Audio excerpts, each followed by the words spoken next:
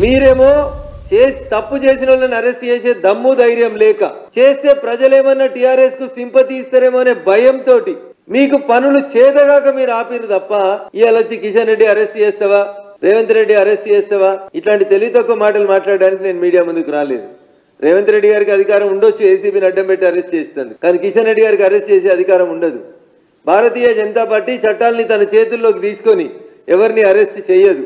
December తర్వాత 2 నెలలకో 3 నెలలకో చంద్రశేఖరరావు గారినో, హరీష్ రావు గారినో, లేదా కేటీఆర్ గారినో, లేదా ఈ కాళేశ్వరం ప్రాజెక్టులో సంబంధించినటువంటి వ్యక్తుల్ని మీరు ఎందుకు అరెస్ట్ చేయలేకపోయింది?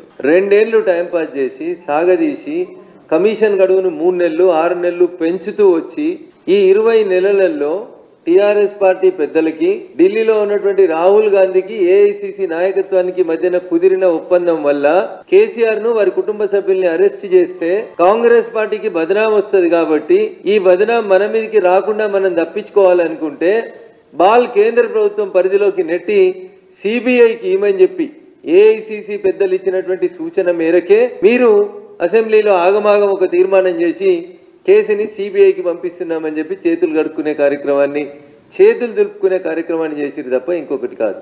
మీకు అందరికీ తెలుసు, జూబ్లీహిల్స్ ఎలక్షన్స్ ఆయన మెడ మీద కత్తిలాగా వేలాడుతున్నాయి. పొరపాటున ఆ ఎలక్షన్స్ లో ఏమైనా ఆయనకు వ్యతిరేకమైన రిజల్ట్ వస్తే నెంబర్ 2లో, నెంబర్ 3లో, నెంబర్ 4లో ఆయన కుర్చీ గుంజేస్తారనో, లేదా ఢిల్లీ ఆయనను మారుస్తుందనో భయంతో ఏది పడితే అది మాట్లాడడం.